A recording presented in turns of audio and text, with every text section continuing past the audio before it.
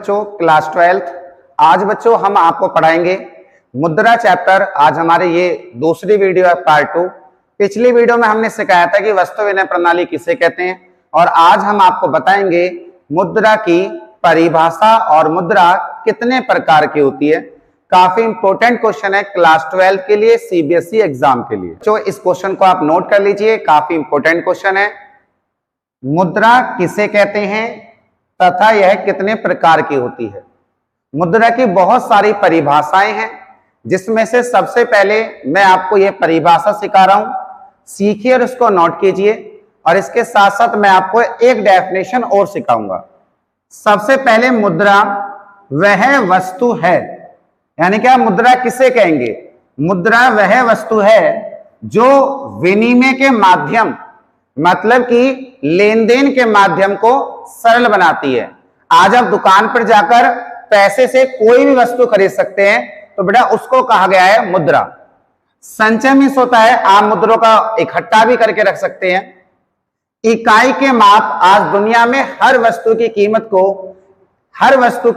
कीमत को मुद्रा के आधार पर ही मापा जाता है, और स्थगित भुगतानों को सरल बनाती है। स्थगित भुगतान क्या होते हैं? ऐसे भुगतान जिनका भुगतान आप वर्तमान समय में ना करके कल के लिए टाल देते हैं।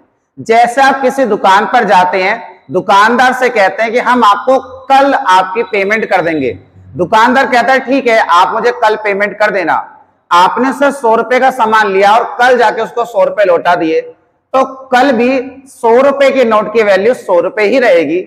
इसलिए मुद्रा के कारण आज उधार लेन देन भी किए जा सकते हैं। मुद्रा की है दूसरी डेफिनेशन, तो आप कोई भी डेफिनेशन सीबीएसई बोर्ड के एग्जाम में लिख कर आ सकते हैं। दूसरी डेफिनेशन को बच्चों एक बार पढ़ लेते हैं और आप इसको भी नोट कर लेना।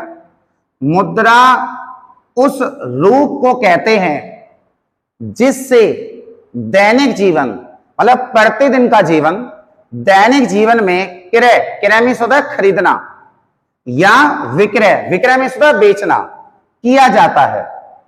यह सिक्के और कागजी मुद्रा हो सकती है। सिक्के जो आपको पता ही होगा, कागजी मुद्रा जो कागज के रूप में होती है। ठीक है बच्चों, एक बार दोबारा से देख लीजिए। मुद्रा उस वस्तु को कहते हैं जिससे आप आम जीवन में क्रय विक्रय करते हैं। उसमें यह भी पूछा गया था कि मुद्रा के प्रकार, तो बेटा मुद्रा के प्रकार, मुद्रा बेटा 4 प्रकार की होती है। आदेश मुद्रा, न्यायिक मुद्रा, साख मुद्रा और पूर्णकाय मुद्रा। बच्चों मैं अब आपको इन सभी के डेफिनेशन लिखवाऊंगा, आप अपनी कॉपी निकाल लीजिए और ध्यान से बेटा इसको नोट कीजिए। पहले बेटा आती है आदेश मुद्रा। आदेश मुद्रा क्या होती है, ये मैंने बोर्ड पर लिख दिया है, पहला मेरी बात को सुनिए।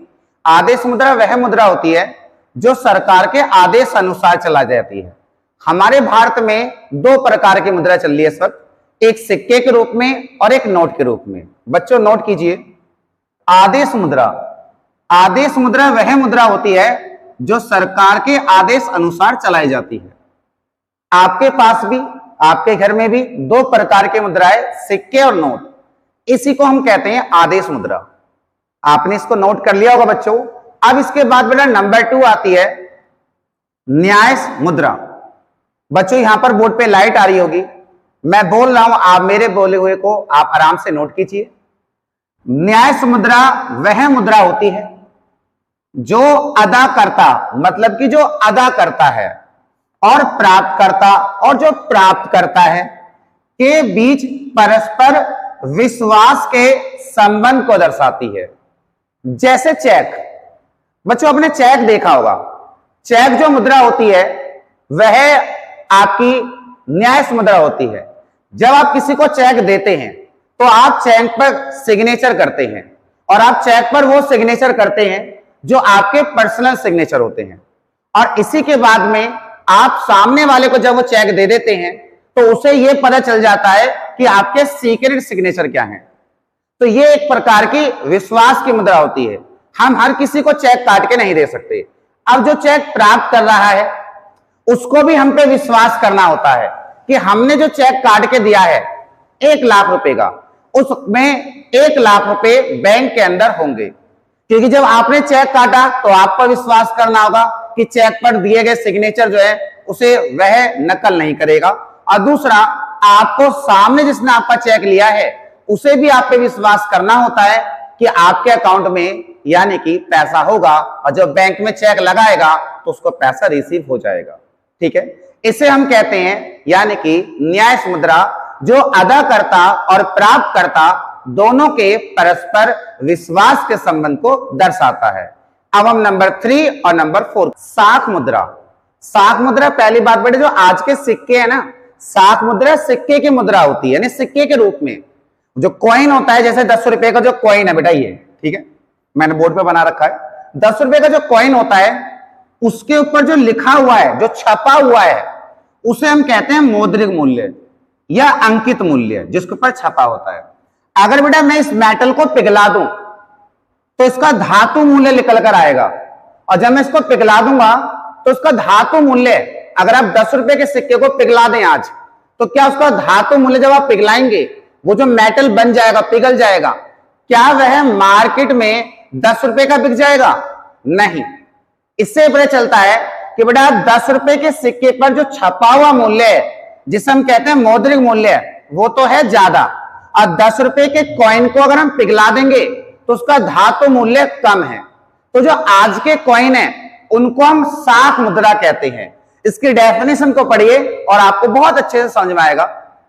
साख मुद्रा वह सिक्के के रूप में मुद्रा है, मतलब सिक्के के रूप में मुद्रा होती है जिसमें सिक्के का मौद्रिक मूल्य जो इसके ऊपर छपा हुआ है, जिसे हमें अंकित मूल्य भी कहते हैं, सिक्के के वस्तु मूल्य यानी धातु मूल्य, यानी जिस मेटल से बना है से अधिक होता है। मतलब मौद्रिक मूल्य ज्यादा होता है और वस्तु मूल्य यानी धातु मूल्य क्या होता है? कम होता है, जिसे हम कहते हैं बच्चों साख मुद्रा। नंबर 4 पे, नंबर 4 का नाम है बेटा पूर्ण काय मुद्रा, पूर्ण कार्य मुद्रा। बच्चों पूर्ण कार्य मुद्रा क्या होती है? ये बिल्कुल साख मुद्रा से ही मैच खाती है। साख मुद्रा भी सिक्के के रूप में थी और पूर्ण कार्य मुद्रा भी सिक्के के रूप में होती है। बच्चों आज से हमारे काफी पुराने समय में हमारे यहाँ चांदी यानी सिल्वर के सिक्के चला करते थे। उस समय किस प्रकार से सिक्के बनाए जाते थे बच्चों? 10 पैसे के सिक्के में 10 पैसे की चांदी लगाई जाती थी। मतलब कि पूर्ण काय मुद्रा वह सिक्के के रूप में मुद्रा होती है जिसमें सिक्के का मौद्रिक मूल्य, यानी कि पुराने समय में जब चांदी के सिक्के चला करते थे और जिस समय 10 पैसे का सिक्का होता था, उस समय यानी कि उसका मौद्रिक मूल्य 10 पैसे और सिक्के का वस्तु मूल्य यानी कि 10 पैसे को सिक्के को बनाने में जो धातु लगा था वो भी 10 पैसे ही लगा होता था। यानी कि मौद्रिक मूल्य और सिक्के का वस्तु यानी धातु मूल्य दोनों ही एक दूसरे के बराबर होते थे। बच्चों आज इसको बंद इसलिए कर दिया गया है कि आप जानते हैं कि चांदी का जो रेट है उसका जो मूल्य वो बहुत तेजी से बढ़ गया, जिस कारण से आज हमारे यहां साख मुद्रा चलती है।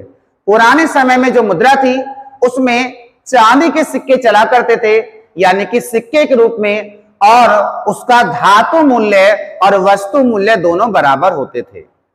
बच्चों बहुत बहुत धन्यवाद, आपने इस वीडियो को देखा। मैंने जो पिछली वीडियो बनाई थी उसमें भी आपने मुझे बहुत सपोर्ट करा और बहुत बहुत धन्यवाद। आप मेरी इसी प्रकार से इस वीडियो को देखते रहें। मैं प्रतिदिन हर दिन रात को 8 बजे मेरी वीडियो YouTube पर आएगी जिसमें मैंने प्रण लिया है बच्चों, और मैं आपको वादा करता हूं आपको इस चैनल पे इकोनॉमिक्स की वो क्लासें मिलेंगी जिससे आपको CBSE में 100 नंबर मार्क्स जरूर आएंगे। तो बच्चों मेरी इस वीडियो को लाइक जरूर करें और एक प्यारा सा कमेंट जरूर करके जाएं। बहुत बहुत धन्यवाद बच्चों। अपने स्कूल के साथियों को जरूर शेयर करना बच्चों। बहुत बहुत धन्यवाद।